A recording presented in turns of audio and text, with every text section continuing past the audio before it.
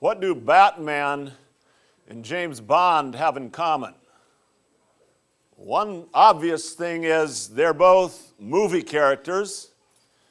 Another thing that they both have in common is that they have no limits. No matter how smart the bad guy is, Batman and Bond always manage to outwit them in the end. No matter how strong the bad guys are, Batman and Bond both manage to win in the end. No matter how serious the predicament, there is always some gadget, something or other that is going to help them come through and get what they want and achieve their goals. Batman and Bond don't have any limits. They're not limited by authority. Batman works outside the law. Nobody even knows who he really is, so he doesn't have to answer to anybody. James Bond, he works for a government, but come on. The governing officials are usually the object of a joke, not the people who are actually calling the shots. He has a license to kill when he chooses, to sleep with whomever he wishes, and to do whatever he wants. Even time is not a limit on Batman and Bond. The decades go by, and Batman remains young, and Bond remains young. There's always another actor who's young who will take up the series as time moves on. So even time itself is not a limit, and death is not a limit. Somehow the bad guys are terrible shots, and the villains are always going to do some terrible, dastardly deed to finish them off, but it's always some involved thing rather than just killing them, and they always get away. They have this in common. They don't have the limits that the rest of us face. And they have something else in common. They're not real. They don't exist. The world they live in is not the world that we live in, because the world we live in is one in which there are limits, in which we have bosses and people telling us what to do, where people die, where bad guys sometimes win and good guys sometimes lose, where time marches on. You can get a sense of that just by considering some of the actors in Batman and Bond. Michael Keaton was Batman in the 1980s, but time didn't move on for Batman so much, but it moved on for Michael Keaton. Sean Connery was James Bond. I can't go back with this, Sam. There we go. Sean Connery, something's amiss with this thing. Boy, what's going on? They must not want to see Sean Connery very bad. Sam, are you doing something too?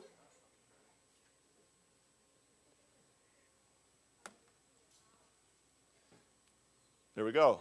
Sean Connery was James Bond. And James Bond never gets older, but Sean Connery does.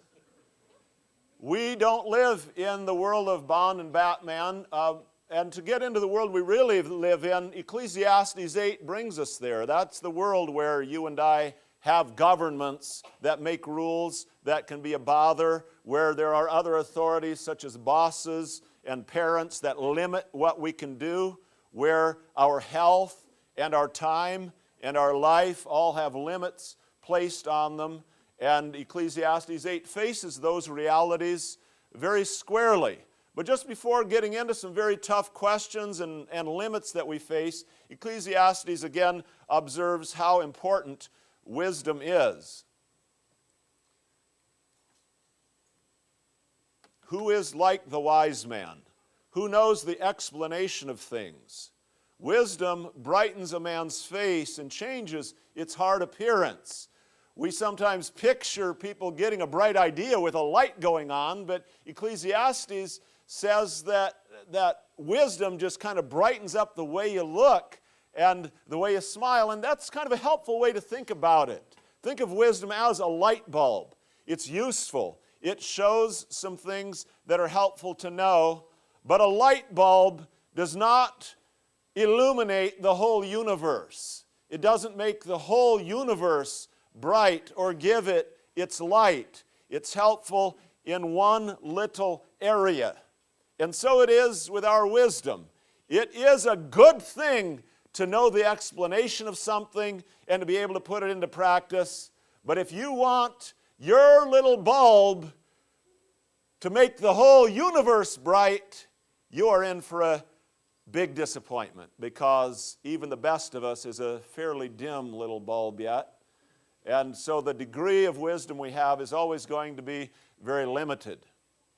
And the things we can accomplish are going to be limited by things around us. One of those limits is authority. Obey the king's command, I say, because you took an oath before God. Do not be in a hurry to leave the king's presence. Do not stand up for a bad cause, for he will do whatever he pleases. Since a king's word is supreme, who can say to him, "What are you doing?" None of us lives in a situation where we're not limited by other people's authority and by the rule of government. Government makes rules that we don't always like. It calls for taxes that we don't always want to pay. It has a variety of things that impose limits on us. There's the government, there is the police to punish us if we don't do what they want us to do.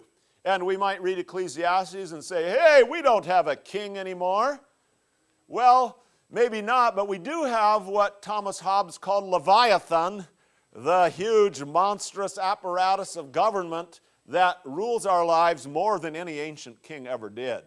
Read in the books of the prophet Samuel where it talks about what's going to happen if you have a king. And Samuel warns them, if you get a king, your sons are going to be forced to go off and fight wars. Your daughters are going to have to work for the government. The king is going to take the best of the lands for himself. And he's going to tax you at a rate of 10%. You'll be slaves.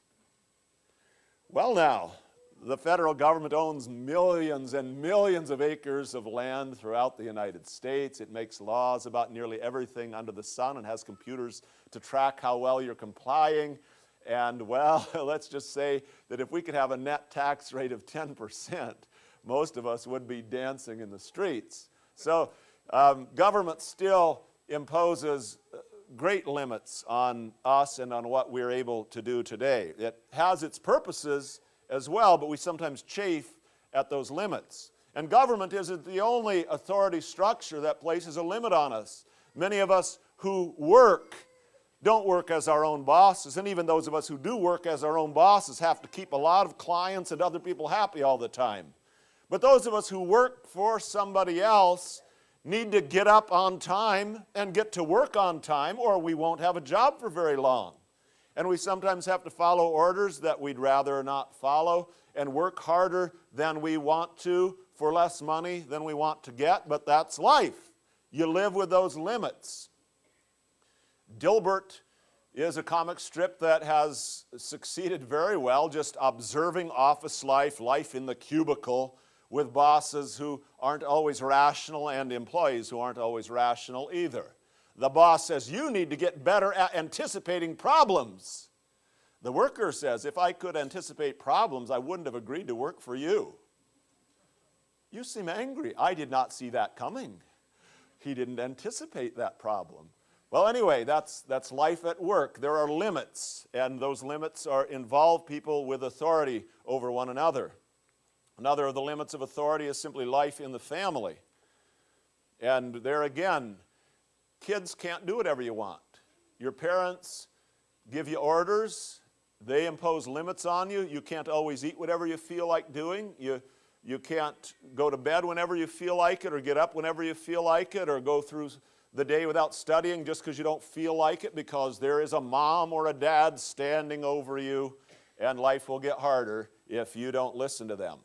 Now, what do you do in a world where you're limited by authority?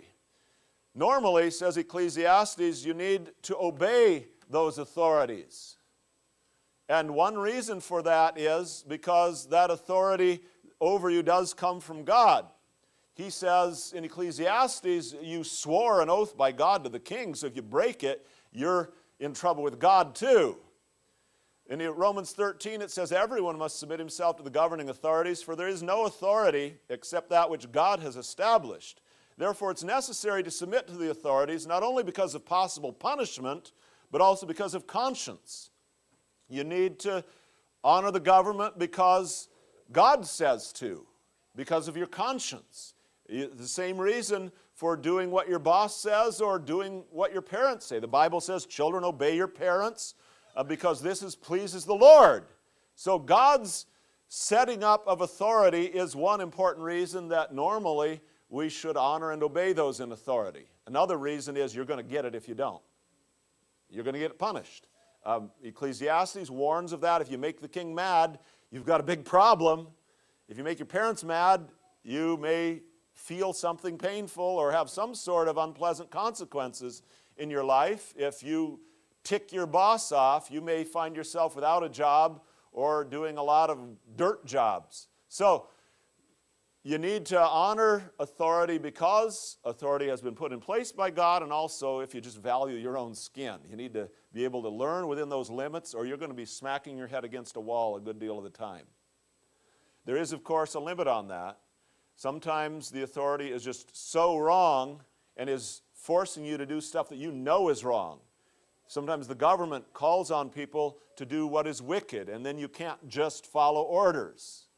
As the apostles once said, we must obey God rather than men. So if the authorities were saying you should say that Caesar is Lord, you couldn't do that. If the authorities were saying you must stop preaching the gospel, the apostles said we can't help telling what we've seen and heard. We have to obey God rather than men. So there are times in your life when you have to disobey those in authority because they're going against God. And those times are a lot more rare than you think. Okay? There are a good many times when you disobey the authorities because it's not convenient for you, because you just don't feel like it, or because you're just rebellious. And normally, says Ecclesiastes, if you're going to live within the limits of authority, you need to obey those who are in command.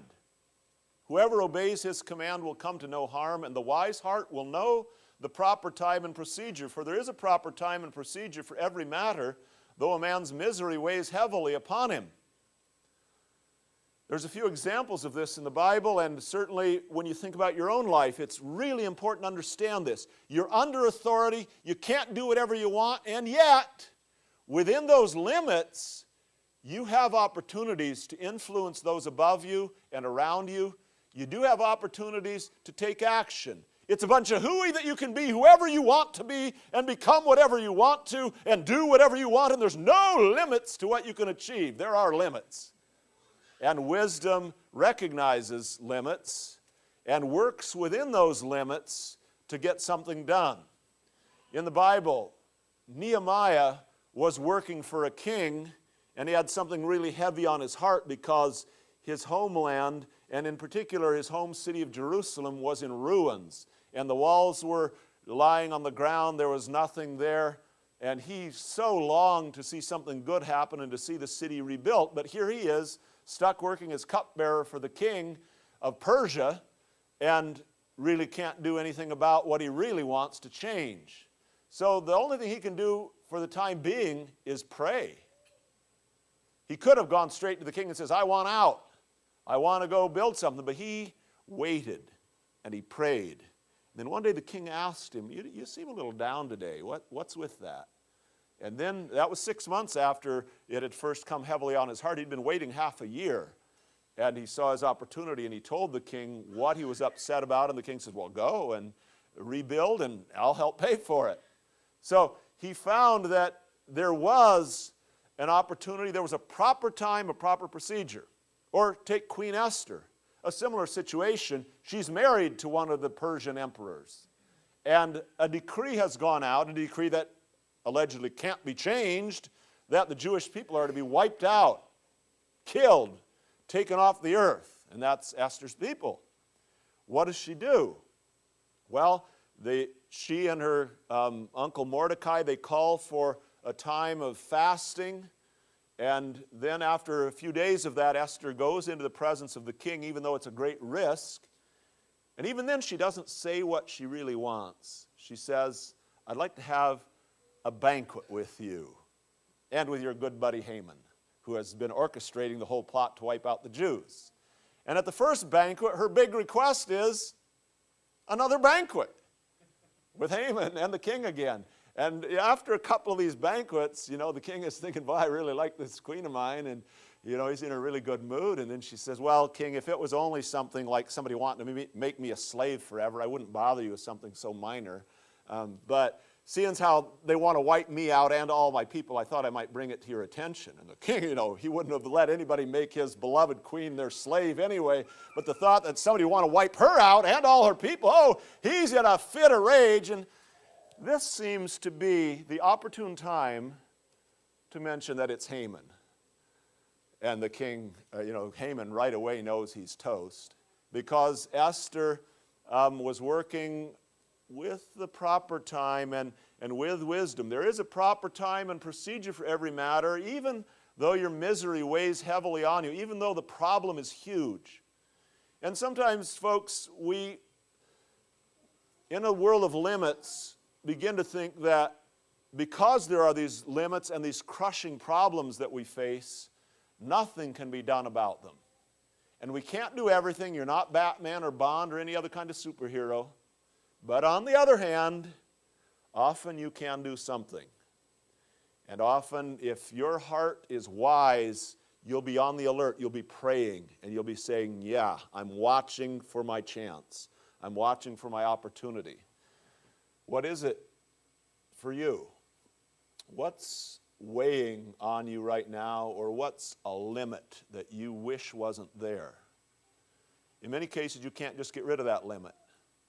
But maybe you can work within the limits that are on you to take an important step. And that's where wisdom comes in. If you're looking, part of Ecclesiastes' frustration is he wants this wisdom that can understand everything. And that kind of wisdom is not available to you and me. But there is a kind of wisdom that can recognize the proper time, the right moment, the proper procedure, and especially with God's help. Jesus himself, when he sends people out, doesn't just say, well, now just go out there, you got a message, blab it everywhere. We do want to blab the good news, but there is a time to be smart and to be shrewd. I'm sending you out like sheep among wolves. There are some limits when you're a sheep among wolves. Therefore, be as shrewd as snakes and innocent as doves. So Jesus calls for shrewdness as well as avoiding of sin. Or the Apostle Paul, be careful then how you live, not as unwise, but as wise, making the most of every opportunity, because the days are evil. Wisdom watches for opportunities and seizes them, and knows that opportunities don't come along every day. It's not unlimited. Sometimes when you blow it, it's kind of blown. So you want to be the kind of person who's shrewd enough to know how to operate and wise enough to recognize when the time's right. Well, authority, whether it's your boss, whether it's the government, whether it's your parents, whether it's other folks in your life, are only one of the limits that you've got to learn to live within. There are a lot of things that are beyond our control, and here are some of the biggies.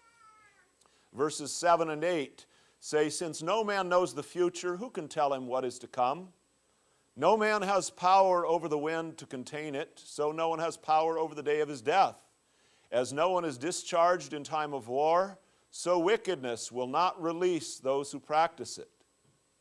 Nobody knows the future. That's one of our limits. We just don't know. You may want to plan on the future being a certain way, but it is going to be different than you think it's going to be. Nobody has power over the wind. That's an interesting phrase here in Ecclesiastes 8, verse 8. No one has power over the wind. One way to understand that is, hey, you can't run the weather. That's certainly true. You want the weather to turn out nice. You were planning a beautiful weekend, and, well, the weather might be beautiful, but then again it might not be, and whatever you wanted really didn't determine it, did it? The weather showed up. Well, that's one way to think of it, but there it's just saying no man has power over the wind. Hebrew, the word wind is ruach, which can be wind, it can be breath, it can be spirit. You don't control the weather and the wind, but you also don't control your own breathing. You don't think about breathing 99.9% of the time, do you? It either just happens or it doesn't happen. Some people stop breathing, and they can't prevent themselves when their time has come to stop breathing and to give up their spirit because they don't have control over that. We don't control the wind, whether it's the weather or the breath that we breathe or the spirit that's in us. Nobody has control or power over the day of his death. That's one of the severe limits that you and I face. Our life has a limit, and then we die, and you and I can't call off the funeral just because we were hoping we wouldn't die. And then there's a final one. As no one is discharged in time of war, so wickedness will not release those who practice it. That's a really severe limit. It's not the authority outside you only, or the problems that are in your life. There's something inside you that you sometimes say, I'm going to turn over a new leaf. And then it's the same old you as it was before. You try and you try and you try again, and oh, you had strong resolutions. You had great intentions. And you find out that you're kind of like somebody who joined the army. You don't get to desert just because you're sick of the army. It's got a hold on you now. Or you joined a gang, and the only way you can leave is in a coffin. You are in the clutches of something. And it says, like being in an army or in this armed unit that won't let you out. So is wickedness. Partly because of the power of wickedness around you, but even more so because of the power of wickedness within you. This is actually the first step in anything good happening in your life. It may sound like the counsel of despair to say wickedness won't let you go. But anybody who's been dealing with addiction in their life or has been part of a 12-step program will know that the very first step is to say and to realize that I am powerless to handle my problem, and I'm going to have to release my life to a power greater than my own, or there is no hope for me, because wickedness is not going to voluntarily release anybody, and you don't have the power to overcome these deadly things that are messing up your life. There are things beyond our control, and the future and death, yeah, those are there, but wickedness and its power over us and our inability to overcome it, that's something we've all got to face. And then among the other limits and head scratchers that we've got to deal with are just the things in life that make no sense. All this I saw as I applied my mind to everything done under the sun. There's a time when a man lords it over others to his own hurt. Then too I saw the wicked buried, those who used to come and go from the holy place and receive praise in the city where they did this. This too is meaningless. One of the really strange things in life is when people have a position of authority and then use it to hurt others in a way that hurts themselves. You see dictators who maybe came to power early in their rule and maybe were even semi-decent, and they get nastier and nastier and meaner to people. And what does that do? In many cases, it just makes their enemies angrier and angrier, and even though they kill some of their enemies, others are always plotting against them, and there's always this greater risk of rebellion when you're a bozo of a ruler. There are men who do things that harm their families terribly, and then when they do, what happens? They harm themselves too, because a man who hurts his wife and hurts his children, what is he doing? He's hurting himself. He's hurting his own legacy. He's making his own life more miserable as well. But it happens. That's what Ecclesiastes is saying. There are things that make zero sense. Why would you do something that would hurt yourself? Why are you cruel to others when it's just going to come right back on you? But it happens. And there are some who are cruel to others, and people say, what a guy. There are people who are absolutely wicked, who are rip-off artists, and people praise them, and they say, what a marvelous person. And even when they bury them, they're still busy praising them. There are rotten rulers and bad bosses who somehow get admired anyway. This is the world of Ecclesiastes, and it's the world that you and I live in. There are people who make hundreds of millions ripping others off, and at the end of the day, well, we might elect them president. Well, does crime pay? That's the question that comes up. When the sentence for a crime is not quickly carried out, the hearts of the people are filled with schemes to do wrong. If you're a parent and you're kind of patient with your kids and you let a few things go before you know it, well, do they say, boy, my parents are patient? They say, no, I'm not going to get punished. I'm going to push my limit a little further. Same thing happens in the realm of government or in the realm of business. If you can get away with something, then the next time you try something even worse and try to get away with that. And so it goes. And when you see it happening, that people are getting away with murder or getting away with other things, the temptation is to say, well, since goodness doesn't pay and badness does seem to pay, why not be bad? And here, wisdom kicks in. Although a wicked man commits 100 crimes and still lives a long time, I know that it will go better with God-fearing men who are reverent before God. Yet because the wicked do not fear God, it will not go well with them, and their days will not lengthen like a shadow. This is a statement of faith. He says, even when I see the wicked prospering, somehow I just know that crime is not going to pay in the end, and that it is better to be good than to be bad. It doesn't always look that way, but that's how it's got to be. It's just got to be that way.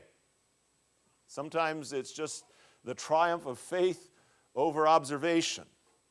And in the end, it does turn out that way. Jesus told a story in which one person fared much better than another. And if you just watched under the sun, you would see a very wealthy man living in luxury, having everything he wanted. And you would see a poor man at his gate suffering with dogs licking at his sores. And then you would have seen them both die, one dumped in an unmarked grave, and another one buried with people praising him all the way and saying how fabulous an individual he had been. And you would curse and you would say, boy, it does not pay to be a person who trusts God. It pays to love money and just serve yourself. And Jesus says there is a little bit more to the picture than that, because when they had died, the poor man was carried to the realm of the blessed by the angels, and the rich man was in hell, being tormented in the flames with no way to get out and with a great divide between them. It may look for a time as though crime pays, and it does. The wages of sin are death and hell. But even when you know about heaven and hell, it's still a headache when the good guys lose and the bad guys win. There is something else meaningless that occurs on earth. Righteous men who get what the wicked deserve, and wicked men who get what the righteous deserve. This too, I say, is meaningless. If you insist on life being fair, and if you can't move on in your life and live without seeing that fairness in every detail of life, you are doomed to a miserable existence, because life isn't always fair. You got to deal with it, or you are just going to live in misery. So what does Ecclesiastes say? So I commend the enjoyment of life, because nothing is better for a man under the sun than to eat and drink and be glad. Then joy will accompany him in his work all the days of the life God has given him under the sun. Somehow in the middle of these limits, you say the world has its problems and there is wickedness, and I am going to rejoice in what is good in my life. If I've got a good meal, I'm going to eat it. If there is something good to drink, I'm going to drink it. I'm going to be happy in the happy moments that God gives me, and I'm not going to let the fact that the world isn't the way it should be spoil everything in the life that God gives me. Now, that can be taken in the wrong way. One of the worst mottos is eat, drink, and be merry, for tomorrow we die. And here it says, eat, drink, and be merry, because God gave you a life, and He intended you to eat good stuff and drink and be merry in the merrier realities of life. Doesn't mean that you don't pay attention to the injustices of the world or to try to correct those that you can or to bless the lives of others. It does mean that you do not have to run the world and you do not have to figure it all out. You can accept the life God has given you as a precious gift without escaping all limits or figuring out everything else. You can't understand or control everything. So you can either get grumpy about that or you can say, whew, that's a load off my shoulders. I think I'll leave that to God. When I applied my mind to know wisdom and to observe man's labor on earth, his eyes not seeing sleep day or night, then I saw all that God has done. No one can comprehend what goes on under the sun. Despite all his efforts to search it out, man cannot discover its meaning. Even if a wise man claims he knows it, he cannot really comprehend it. That is a counsel of defeat for philosophers who get too big for their britches. And at the same time, it is a great relief when you don't have to run the universe. Okay? You don't. That's kind of good news, isn't it? That you don't have to run the whole universe and you don't have to figure it all out in order to have a life, in order to rejoice in the life that's been given you.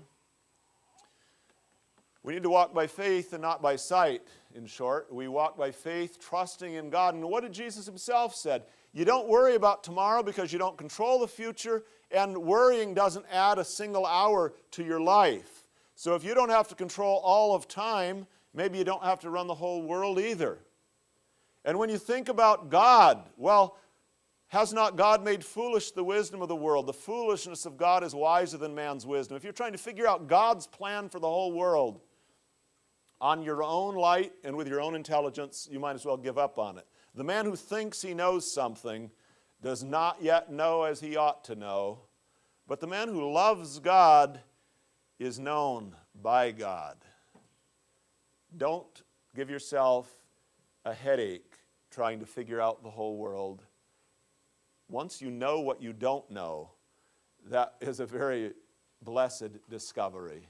And to know that, well, God is love. He calls me to love. The man who loves God is known by. It's good. It's enough for me that God knows me. I don't need to have him all figured out. We walk by faith and not by sight. And when we start walking by faith, and when we also realize what time we live in, then it is indeed a blessing to think about the limits that we live in, and at the same time to think about the God who is beyond those limits. Think again about some of these words in Ecclesiastes 8. No one has power over the day of his death, except one. He says, nobody takes my life from me. I lay it down, I take it up again. Nobody knows the future. Well, at the time Solomon said that was true, but then one came who did know the future and who brought us into the future and made life and immortality known to us through the gospel. Wickedness will not release those who practice it. But God found a way to break the power of sin, to destroy him who holds the power of death, that is the devil, and free those who all their lives were held in slavery to their fear of death. Jesus says, everyone who sins is a slave of sin. But if the Son sets you free, you will be free indeed. That limit of wickedness that holds you and enslaves you can be broken, because if the Son sets you free, you'll be free indeed. And then these words, oh, rats, the righteous men get what the wicked deserve, and the wicked men get what the righteous deserve. What kind of God runs a world where the wicked get what the righteous deserve and the righteous get what the wicked deserve? How can he do that? Oops. Boy, it's a good thing he does that. Because what happened on the cross? The righteous got what the wicked deserve, and we wicked, by faith in him, get what the righteous one deserves.